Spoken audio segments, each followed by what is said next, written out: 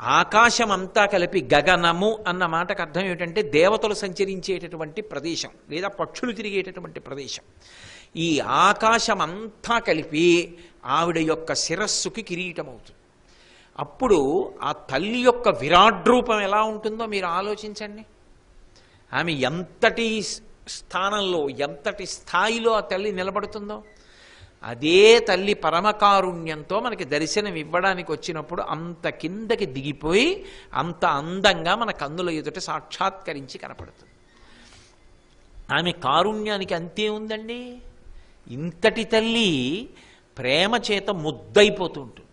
అందుకే తాడేపల్లి రాఘవనారాయణ శాస్త్రి గారు ఒకానొకప్పుడు మహానుభావుడు ఏమీ లేక ఎవ్వరినీ అడగక కేవలం అమ్మవారిని ఉపాసన చేస్తూనే ఓ గదిలో కూర్చుని ఉండిపోయారు.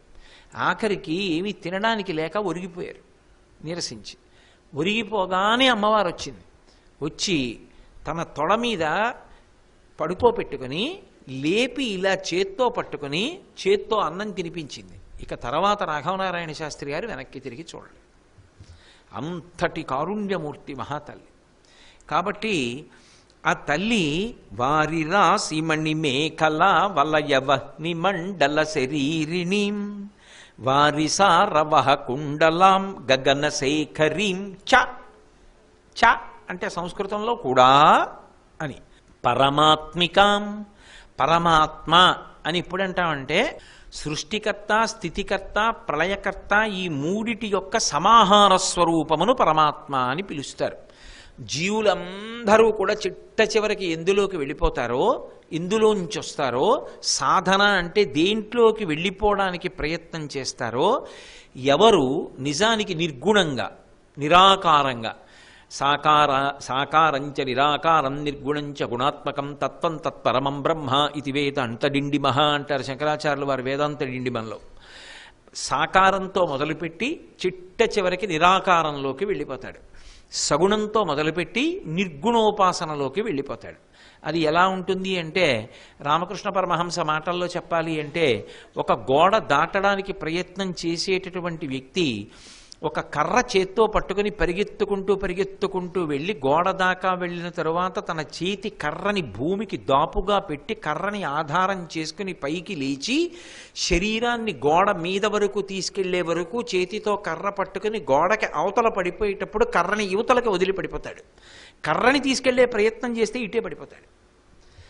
మొట్టమొదట ఒక మూర్తితో ప్రారంభం చేసి క్రమక్రమంగా ఎదిగి అంతటా పరమేశ్వరుణ్ణి చూడగలిగినటువంటి స్థితికి ఎదగగలగాలి. అప్పుడు ఇంకా నిరాకారం నిర్గుణం ఆ స్థితికి వెళ్ళిపోతారు. అదిగో అలా పెంచినప్పుడు అలా వెళ్ళిపోయినప్పుడు ఇక ఇంతమంది కాదు, ఒక్కరే సృష్టికర్త స్థితికర్త ప్రళయకర్త అన్నీ కలిపి ఒక్కరిలోకే పర్యవసిస్తాయి. ఆమెయే సృష్టికర్త, ఆమెయే స్థితికర్త విష్ణుస్వరూపం, ఆమెయే ప్రళయకర్త హరస్వరూపం, ఆమెయే అన్నీ కలిపినటువంటి ఒక్క తల్లి పరమాత్మికాం. ఆ తల్లి ఇన్నిటి యొక్క సమాహార స్వరూపమై ఒక్కటిగా నిలబడిపోతుంది. అందుకే అసలు లోకంలో పరమాత్మ అనేటటువంటి శబ్దాన్ని పరబ్రహ్మ పరమాత్మ రెండు ఒకటే, ఇంచుమించుగా తత్వంలో ఒకటే. దానికి చాలా దగ్గరగా వచ్చి నిలబడేటటువంటివి లోకంలో రెండే రెండు. ఈ రెండు తప్ప అంత తేలికగా చెప్పగలిగిన మూడవది లేదు. మొట్టమొదటిది ఎవరు అంటే తల్లి, రెండవది ఎవరు అంటే గురువు. అందుకే మాతృదేవో భవ. మొట్టమొదటి నమస్కారం ఎవరికి అంటే అమ్మకి. ఎందుకని అంటే అమ్మ సృష్టికర్త, అమ్మ స్థితికర్త, అమ్మ ప్రళయకర్త. అమ్మ తన కడుపుని మనకి గర్భాలయంగా చేసి పిండం ఎంత భయంకరంగా ఉంటుందో చూడ్డానికి, అంత భయంకరంగా ఉన్నటువంటి పిండం పెరిగి ఒక కోమలమైన శరీరం తయారవడానికి అవకాశం ఇచ్చింది ఆ తల్లి. లోపల పిండాన్ని మోసి ఆ శిశువు బయటికి రావడానికి అవకాశం ఇచ్చింది. ఇచ్చినప్పుడు ఒక్కొక్కసారి ఆమె శరీరం పడిపోవచ్చు, చెప్పలేను. మహానుభావుడు బాపు గారి శరీరం విడిచిపెట్టేశారు. ఆయన వాయుపురాణంలో అమ్మ మీద ఉన్నటువంటి 16 శ్లోకాలకి బొమ్మలు గీశారు. నిజంగా బొమ్మలు చూస్తే ఆర్ద్రత కలిగి ఎవరికైనా కళ్ళంబట నీళ్ళు వస్తాయి. అంత గొప్పగా గీశారు. దేవాలయంలోంచి దిగొస్తున్నటువంటి పాదములు వేశారు, అవే అమ్మ పాదములు. ఆ అమ్మ, అందుకే లోకంలో ఎవరికైనా ఒక్కటే పుట్టినరోజు ఉంటుంది. అమ్మకి ఎన్ని పుట్టినరోజులు? అమ్మకి ఒకటి కాదు పుట్టినరోజు. ఎంతమంది బిడ్డలున్నారో అన్ని పుట్టినరోజులు అమ్మవి. అమ్మ పుట్టినరోజు కాక నేనున్నాను, నాకు ఒకటే పుట్టినరోజు. మా అమ్మగారికి మా అమ్మ పుట్టినరోజు ఒకటి. మా అమ్మకి ఆవిడికి ఎంత సంతానం కలిగిందో అంతమంది మీ పుట్టిన రోజులన్నీ మా అమ్మ పుట్టినరోజులే.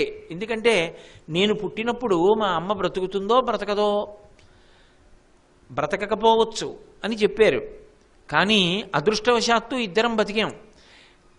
ఏ తల్లి అయినా అంతే లోకంలో, ఆమె బ్రతకవచ్చు బ్రతకకపోవచ్చు ఆ బిడ్డ పుట్టిన తరువాత.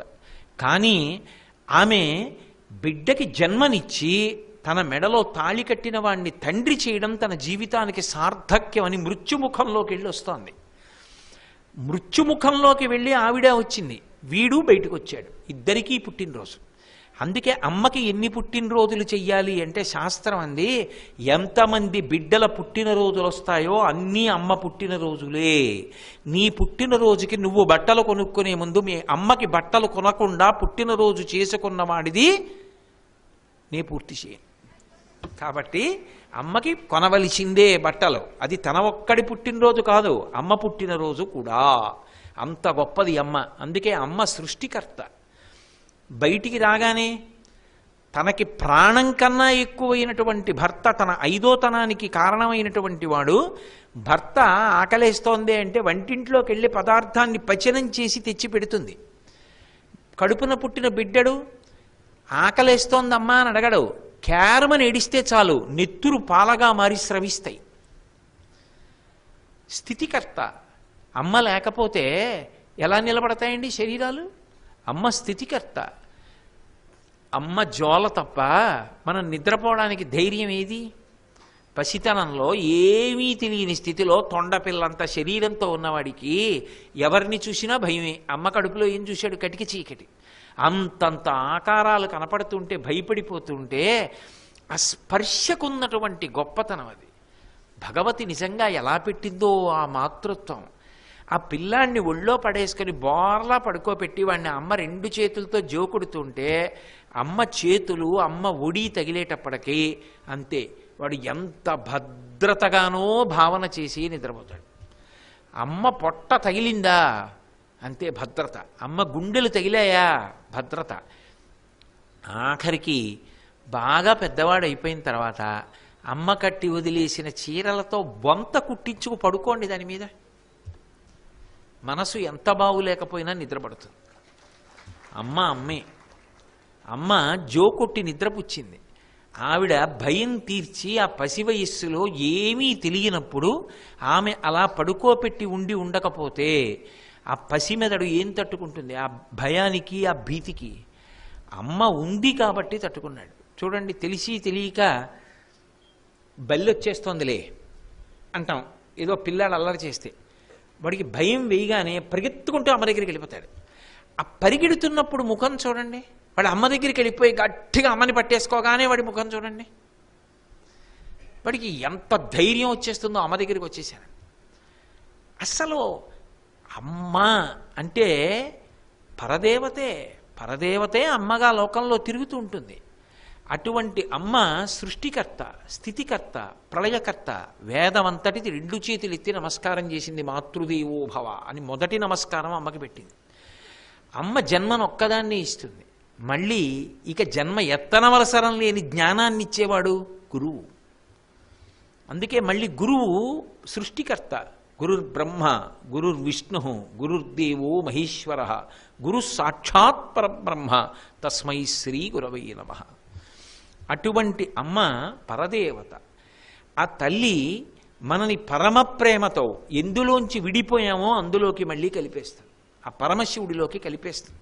అందుకే మహామాయా విశ్వం భ్రమయసి పరబ్రహ్మ మహిషి అంటారు శంకర భగవత్పాదుల సౌందర్యలహరిలో. మహామాయా రూపంతో ఇంద్రియముల యొక్క సుఖాల కోసం వెంపర్లాడి తిరిగేటట్టు చేసి పునర్జన్మలనిచ్చిన ఆవిడే.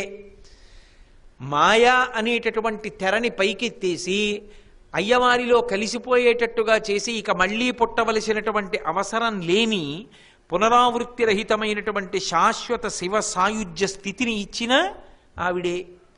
కాబట్టి పరమాత్మికాం అటువంటి తల్లి. కాబట్టి వారిసారవహ కుండలాం గగన శేఖరించ పరమాత్మికాం చారుచంద్ర రవిలోచనాం మనసి భావయామి పరదేవతాం. అమ్మవారికి సూర్యచంద్రులు ఇద్దరూ కన్నులు ధ్యానం చేయండి అన్నాను అనుకోండి, వెంటనే ఒక విషయం గుర్తొస్తుంది. ధ్యానం చేస్తూ కూర్చుంటే మరి సూర్యుడు క్షణక్షణానికి తేజస్సు పుంజేసుకుంటాడు. మీరు ఎప్పుడైనా సూర్యోదయం జరుగుతున్నప్పుడు చూడండి, మొట్టమొదట సూర్యబింబం ఉదయించగానే చక్కగా ఈ కంటితో చూడొచ్చు. ఎర్రటి ముద్ద కింద వస్తాడు. ఎంత అందంగా ఉంటుందో అది సముద్రపుట్టునే చూడాలి. నేను తరచుగా చెప్తుంటాను. ఎర్రటి బింబం వస్తుంది. ఆ ఎర్రటి బింబం ఆ సముద్రం మీద ఎర్రటి చార పడుతుంది. మొన్న చెప్పే కదా, అందులోంచి పడవ కూడా వెడుతుంటే చారమించి అదో అద్భుతం. ఇలా వెనక్కి తిరిగి చూస్తే విశాఖపట్నం ఎంతవరకు కనపడుతుందో అంతవరకు ఎరుపు రంగులో మునిగిపోతుంది. మీరు అలా చూస్తుండగా కొద్ది క్షణాల్లో నారింజ రంగులోకి తిరిగిపోతుంది బింబం. నారింజ రంగులోంచి బంగారు రంగు బాగా పొందేస్తుంది, తెలుపు పక్కకు వచ్చేస్తుంది. అంతే, దుర్నిరీక్షం. ఇక ఇలా చూశారనుకోండి, కన్ను ఇక ఇతర వస్తువుని చూడలేదు. వెంట వెంటనే తేజస్సు పుంజేసుకుంటుంది. పోనీ ఎర్రటి బింబం కింద చూద్దాం అనుకున్నారనుకోండి, అప్పుడు అమ్మవారి కన్ను ఎర్రగా ఉంది అంటే ఎలా కుదురుతుంది? అలా చూడొచ్చా? అంత ఎరుపెక్కిన కంటితో అమ్మవారిని చూడటమే చూడలేం. పైగా అసలు అమ్మ కన్ను ఎరుపెక్కదు, ఎప్పుడూ నల్లగానే ఉంటుంది, కారుణ్యంతో ప్రేమతోటి. మరి ఎలా? ఒక కన్ను సూర్యుడు చంద్రుడు ఎలా ఉన్నా పర్వాలేదండి చూస్తాం అనొచ్చు. పోనీ పూర్ణచంద్రుడే అనుకోండి, ఎలా చూడటం అంటే మీరు ఒకటి జ్ఞాపకం పెట్టుకోండి. అందుకే శంకర భగవత్పాదుల యొక్క రచనలో అభయం ఉంటుంది. ఎంత అద్భుతంగా మాట్లాడతారో. 2 అక్షరాలతో మనకు అభయం ఇచ్చేశారు. చారు అన్నారు. చారు అంటే సంస్కృతంలో బహుసౌందర్యంగా ఉండేది, శోభమాన అని. అది నువ్వనుకున్నట్టుగా ఆమె యొక్క కన్నులు నిజంగా నీకు ఒక కన్ను సూర్యుడు ఒక కన్ను చంద్రుడు అయి కనపడవు. ఎలా కనపడతాయి? మందరాయత విలోచన మమల బాలచంద్రకృత శేఖరీం. దానికి కొనసాగింపిది. నల్లటి కన్ను, ఇంత పెద్ద కన్ను విచ్చుకుందనుకోండి, ఆ పెద్ద విచ్చుకున్న కన్ను, కంట్లోంచి ప్రేమ, ఆ కంటి మీద కనుబొమ, ఆ అమ్మవారి యొక్క కంటి రెప్పకున్నటువంటి వెంట్రుకలు, ఆ వెంట్రుకలు ఇలా నిలబడి ఇలా పైకి ఏదో శ్రీశైలం ప్రాజెక్టులో నీళ్ళు ఇలా పడి ఇలా లేచినట్టు ఇలా ఉన్నటువంటి ఆ కంటి పాప, ఆ కనురెప్ప చివర ఉన్నటువంటి వెంట్రుకలు, ఆ అమ్మవారి యొక్క నేత్ర సౌందర్యం, ఆ కంటి వంక చూస్తుంటే ఆ నల్లటి కన్ను కాటుక పెట్టుకుని అసలే కారుణ్యమూర్తేమో సాంధ్యరా గమధురాధరా భరణ సుందరా నన్న శుచిస్మితాం అని చక్కటి చిరునవ్వుతోటి పరమ ప్రేమతో ఆవిడ మన వంక చూస్తోందనుకోండి, అప్పుడు మీకు ఆ కళ్ళల్లో సూర్యుడు చంద్రుడు కనపడరు, కన్నులే కనపడతాయి. 2 కళ్ళే కనపడతాయి. మొన్న చెప్పే కదా, బొట్టు నేత్రము బొట్టులా కనపడుతుంది ఎవరికి? భక్తులకు. మరి సూర్యచంద్రులు ఉండడం అంటే ఆవిడ లోకమునకు చేస్తున్నటువంటి మహోపకారం. కాలస్వరూపం ఎవరు? ఆవిడే. ఆవిడ కన్నులతో చూడడమే కాలం గడిచిపోవడం. అందుకే అసలు ఆవిడ కనురెప్ప వేయదు. కనురెప్ప వేసిందనుకోండి, సూర్యుడో చంద్రుడో ఇద్దరి యొక్క కాంతిలో ఎవరో ఒకరి కాంతి ఆగిపోతుంది రెప్ప పడితే. అందుకే ఉన్మేష నిమిషోత్పన్న విపన్న భువనావళి అసలు కనురెప్పలు వేయదు. శివుడు వేడు. కానీ ఇంత గొప్ప తల్లి ఒకప్పుడు పరిహాసానికి పరమశివుడు కళ్ళు మూసింది. మూస్తే లోకంలో కాలగమనం ఆగిపోయింది. సూర్యచంద్రులు ఇద్దరు ఆగిపోయారు. అది పగలా రాత్రి ఎవరికి తెలియలేదు. తద్దోషం నివారణ కావాలన్నాడు. ఎందుకంటే ధర్మచక్రం ఆగిపోయింది. ఆ సమయంలో ఏం చెయ్యాలో అది ఆగిపోయింది. తపస్సు చెయ్యి అన్నాడు. అప్పుడు కామాక్షి పరదేవతగా ఆవిడ తపస్సు చేసింది. తపో కామాక్షి రూపం వచ్చింది. కాబట్టి ఇక్కడ అమ్మవారి యొక్క రెండు కన్నులు సూర్యచంద్రులు అనేటటువంటి మాటలో ఉండేటటువంటి తత్వాన్ని పరిశీలనం చేయాలి. సూర్యచంద్రులు ఇద్దరు కన్నులు అంటే అమ్మవారు ఈ కాలమునంతటినీ కూడా నడుపుతూ ఉంటుంది. ఈ కాలమంతా ఆవిడ యొక్క స్వరూపం. ఈ కాలమునందు ఇంద్రియ సుఖములను అనుభవించి పరమేశ్వరుడిచ్చినటువంటి ఆయుర్దాయాన్ని దుర్వినియోగం చేసుకుంటావా, కాలమునందు పరమేశ్వరుడిచ్చినటువంటి ఆయుర్దాయాన్ని సద్వినియోగం చేసుకుంటావా? దేని మీద ఆధారపడుతుంది? బుద్ధి మీద ఆధారపడుతుంది. బుద్ధి దేని మీద ఆధారపడుతుంది? ఆవిడ అనుగ్రహం మీద ఆధారపడుతుంది. అందుకే ఏ పూజ చెయ్యండి చివర అడిగేది ఏమిటి? ధియో యోన ప్రచోదయాత్ అని అడుగుతారు. అంటే మా బుద్ధులు ప్రేరేపింపబడుగాక. బుద్ధి సక్రమమైన విషయం మీదకి ప్రేరేపింపబడింది అనుకోండి, ఏమవుతుంది? అస్తమానం దాని గురించే ఏదో ఆలోచన చేస్తాడు. మీరు మీ కార్యక్రమాలు ఏమి మానేస్తారు? ఏమి మానేయక్కర్లేదు. పొద్దున్న లేచి ప్రతి పని చేసుకుంటూ ఉంటారు. అన్నీ చేసుకుంటున్నా మీకు నవరత్నమాలిక జ్ఞాపకానికి వస్తుంటుంది. అందులో పాదాలు జ్ఞాపకానికి వస్తుంటాయి. అబ్బా, నిన్న తాటంకాల గురించి ఆయన ఎంత చెప్పాడు. కామాక్షి పరదేవత అన్నాడు, కంచి కామకోటి పీఠాధిపతులు అన్నాడు, జంబుకేశ్వరం అన్నాడు, అఖిలాండేశ్వరి అన్నాడు, వజ్రతాటంకములు అన్నాడు. ఆ వంట చేస్తూ ఏమండి ఈసారి తప్పకుండా జంబుకేశ్వరం వెళ్ళాలి, మనం ఆ వజ్రతాటంకాలు చూడవలసిందే ఎట్టి పరిస్థితుల్లో. ఇప్పుడు ఎవరి పని వారు చేసుకుంటూ మనసు దేన్ని స్మరిస్తోంది? త్రికరణ శుద్ధిగా భగవతిని స్మరిస్తోంది. బుద్ధి నిశ్చయాత్మకం. ఆ నిశ్చయాత్మకమైనటువంటి బుద్ధి ప్రచోదనాన్ని పొందితే మంచి కార్యములు జరుగుతాయి, మంచి సంకల్పములు లోపల నుంచి వస్తాయి. మీరు ఒక్కటి బాగా జ్ఞాపకం పెట్టుకోండి.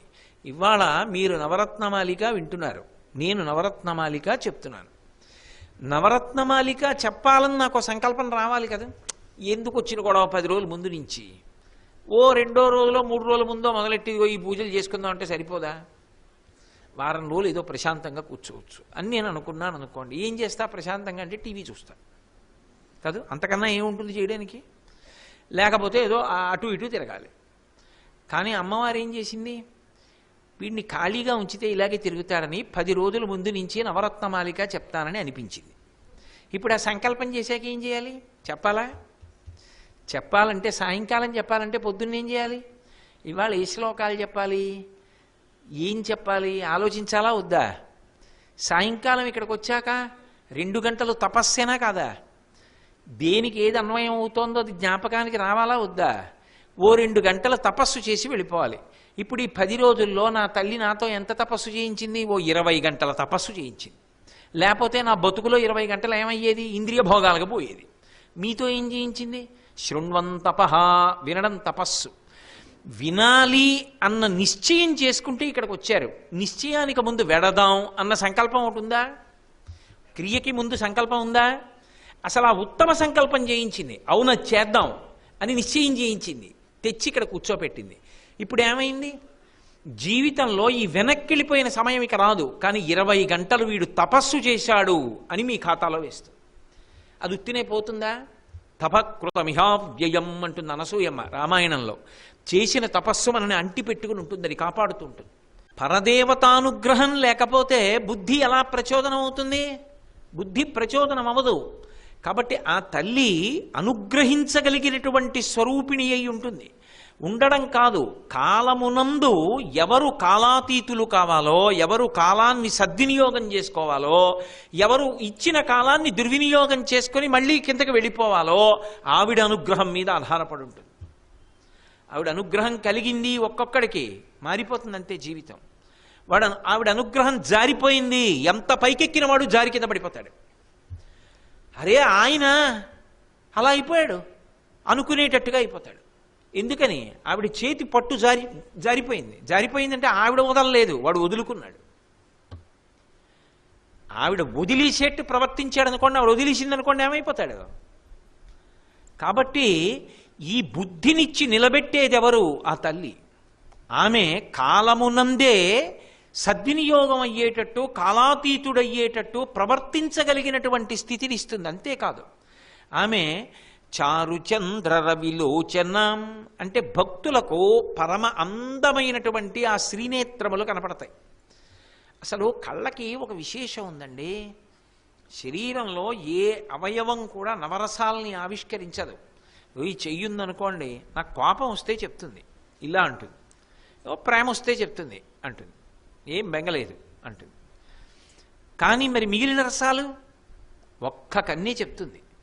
శివే శృంగారార్ధ్రా తదితరజనే కుత్సనపరా సరోషా గంగాయాం గిరిశచరితే విస్మయవతి హరాహిభ్యో భీత అని శంకరాచార్యులు వారు అమ్మవారి యొక్క కన్నుల్లో నవరసములు ఎలా కనపడతాయో చెప్తారు. ఒక ఉదాహరణకి శివే శృంగారార్ధ్ర, అమ్మవారి కళ్ళల్లో శృంగార రసం కనపడాలి. ఎప్పుడు? పరమశివుణ్ణి చూడగానే ఆమె కన్నులలో శృంగార రసం కనపడుతుందట. శివే శృంగారార్ధ్ర తదితరజనే కుత్సనపరా, అమ్మా నేను నీ బిడ్డండమ్మా అనకుండా నేను పురుషుణ్ణన్న భావనతో వెళ్ళి ఎవరైనా ఆమె ముందు నిలబడితే ఆమె కళ్ళల్లో రౌద్రరసం కనపడుతుంది. తదితరజనే కుత్సనపరా సరోషా గంగాయాం, గంగమ్మ శివుడి యొక్క జటాజూటం మించి తొంగి చూసి నేను భార్య నందనుకోండి, ఆవిడ కళ్ళల్లో భీభత్సరసం కనపడుతుందట. సరోషా గంగాయాం గిరిశచరితే విస్మయవతి. పరమశివుడి యొక్క వైభవాన్ని సరస్వతీదేవి వీణ మీద వాయిస్తుంటే విపంత్యాగాయంతి వివిధమపదానం పశుపతే, సరస్వతీదేవి వాయిస్తుంటే ఆవిడ కళ్ళల్లో అద్భుత రసం కనపడుతుందట. అబ్బా ఎంత గొప్పవాడు మా ఆయన అని కళ్ళల్లో అద్భుత రసం కనపడుతుందట. గిరిశచరితే విస్మయమతి సఖి హరాహిభ్యోభి సరసిరుహ సౌభాగ్యజననీం, ఆవిడ కళ్ళల్లో వీరరసం కనపడాలి. ఏదో యుద్ధాలు చేస్తోందంటే ఏం బాగుంటుంది. అందుకే శంకరాచార్యులు వారు అన్నారు, నల్ల కలువ అమ్మవారి దగ్గరికి వచ్చి నేను నీ కళ్ళతో సమానం అన్నప్పుడు అని ఇలా చూస్తే అది ఎరుపెక్కిపోయింది, అంటే ఈ ఎరుపు అందులో పోయింది. అందుకని సరసిరుహ సౌభాగ్యజననీ హరాహిభ్యో భీత అన్నీ బాగానే ఉన్నాయి, కానీ అమ్మవారి కళ్ళల్లో భయం చెప్పడం ఎలా? ఆవిడే ఆదిశక్తి, ఆవిడ కళ్ళలో భయం కనపడుతుందా? అక్కడ ఉంది శంకరాచార్యులు వారి చమత్కారం. ఆయన అన్నారు, పరమశివుడి గురించి స్తోత్రం చేస్తుంటే ఏ ఇల్లాలికైనా గొప్పగా ఉండదు మా ఆయన అని, మిగిలిన సభలకు వచ్చినా రాకపోయినా పెద్ద సత్కారం ఏదో జరుగుతోంది అనుకోండి, నేను తప్పకుండా వస్తానండోయ్ అంటే. ఎందుకని అంటే మా ఆయన సంతోషం, నేను ఉండొద్దు పక్కన, ఆయనకి అంత సత్కారం జరుగుతుంటే నేను చూడొద్దు, ఆయన భార్యగా అది నా హక్కు, ఆమె సంతోషం, నేనేం చిన్నబుచ్చి మాట్లాడటం లేదని మీరు బాగా గమనించాలి. అది ఆమె యొక్క సంతోషం అలా ఉంది కాబట్టి కదండి అర్ధాంగైంది. ఆమె లేకపోతే ఇల్లే ఉంది, గృహిణి గృహముచ్యతే, అది ఇల్లా? పురుషుడికి ఏముంది అందులో శాంతి? ఆమె ఉంది కాబట్టి శాంతి. కాబట్టి భర్తని పొగుడుతుంటే ఆవిడ పొంగిపోయి సభలో ఉంది కదూ బాగుండదని ఇలా ఏదో ఆయన చెయ్యి ఇలా పట్టుకుంటుంది. పట్టుకుంటే ఆయన పిల్లపాములు పెట్టుకుంటాడు ఏదో ఆభరణాల కింద. ఓ పిల్లపాము చేతి మించి జారి ఆవిడ చేతి మీదకి ఎక్కిందిట. చల్లగా తగిలేటప్పటికి ఇలా చూసింది, పాము ఎక్కుతోంది, ఇలా అందిట. అప్పుడమ్మా నీ కళ్ళల్లో భయం కనపడింది అన్నారు శంకరాచార్యులు. సరే ఇలా నవరసాలు చెప్పారు. చెప్పి ఆఖరణ అన్నారు, మయి జనని దృష్టి సకరుణ అన్నారు. శంకరాచార్యులు వారు వచ్చారమ్మా అన్నారట చెలికెత్తెలి. రమ్మను అంది. శంకర భగవత్పాదులు లోపలికెడుతుంటే నన్ను చూసి అమ్మ కళ్ళల్లో కారుణ్యం కనపడింది అన్నారు. నేనన్నాను శంకరాచార్యులు వారు వెళ్ళారని. ఆయన ఏమన్నారో తెలుసా? నేను వెళ్ళానని లేదు, మయి జనని. మయి అంటే నేను అమ్మని చూడ్డానికి వెళ్ళినప్పుడు అమ్మ నా వంక కారుణ్యంతో చూసింది అని చెప్పుకో అన్నారు. శంకరాచార్యులు వారిని చెప్పకు, నువ్వని చెప్పుకో, వృద్ధిలోకి రా అలా నువ్వు కూడా అని. మయి నహ ఇవన్నీ శంకరుల యొక్క ప్రయోగాలు శిష్యుల కోసం, ఆయన్ని నమ్ముకున్న వాళ్ళ కోసం. కాబట్టి ఆ తల్లి కన్నులు రెండూ చంద్రబింబాలే. ఎవరికి? నమ్ముకున్న భక్తులకు అవి ఎప్పుడూ చల్లగా ఉంటాయి. మరి ఒక కన్ను సూర్యుడు, ఒక కన్ను చంద్రుడు అంటే అందులో తత్వం పట్టుకోవాలి. ప్రభుత్వము అని నేను అన్నాను అనుకోండి, దాని అర్థం ఏమిటి? ప్రభుత్వము అంటే రెండు కలిసి ఉంటేనే ప్రభుత్వం. ఏ రెండు? ఒకటి అనుగ్రహము, రెండు నిగ్రహము. ఎవరిని ఉత్సాహపరచాలో, ఎవరిని పోషించాలో, ఎవరిని రక్షించాలో, ఎవరిని నెత్తి మీద పెట్టుకోవాలో వాళ్ళని పెట్టుకోవాలి, ఎవరిని శిక్షించాలో వాళ్ళని శిక్షించాలి. నా చేత్తో వేయలేనండి అంటే ఈ సమాజం ఎలా నిలబడుతుంది? నిలబడదు. శిక్ష వెయ్యాలి, రక్ష చెయ్యాలి. గ్రంథాలయం ప్రభుత్వమే పెడుతుంది పుస్తకాలు చదువుకోండి అని, పాఠశాల ప్రభుత్వమే కడుతుంది పిల్లలు చదువుకోండి అని, కారాగారం ప్రభుత్వమే కడుతుంది తప్పు చేసిన వాడు వెళ్ళి అందులో ఉండాలని. అంతేగాని ఇంక నుంచి కారాగారాలు కట్టం గ్రంథాలయాలే కడతాం అన్నా ప్రమాదమే, ఇంక నుంచి గ్రంథాలయాలు కట్టాం కారాగారాలే కడతాం అన్నా ప్రమాదమే. గ్రంథాలయాలు కట్టాలి, కారాగారాలు కట్టాలి. అమ్మవారు సింహాసనం మీద కూర్చుంటుంది పరిపాలకురాలు, శ్రీమాత శ్రీ మహారాజ్ఞి శ్రీమత్సింహాసనేశ్వరి, చంద్రబింబం లాంటి చల్లటి చూపుతో భక్తుల్ని కాపాడుతుంది. మధ్యందిన మార్తాండుడు లాంటి ఒక కంటితో ధర్మ విరోధులైనటువంటి వాళ్ళని దండిస్తుంది. అది రెండు కన్నుల చేత తత్వం. అందుకే ఇది అమ్మవారి విషయంలోనే కాదు, మీరు ఎవరి గురించి చెప్పండి ఇది అన్వయం అవుతుంది. శ్రీ మహావిష్ణువు గురించి చెప్పామనుకోండి, విష్ణు సహస్రనామ స్తోత్రం యొక్క పీఠిక చదివితే ఏముంటుంది?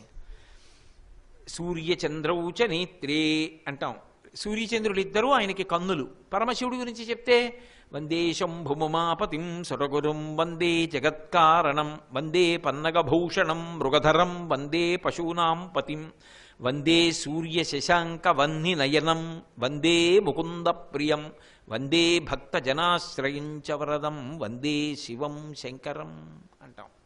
శ్రీ ఉమామహేశ్వర పరబ్రహ్మార్పణమస్తు. స్వస్తి.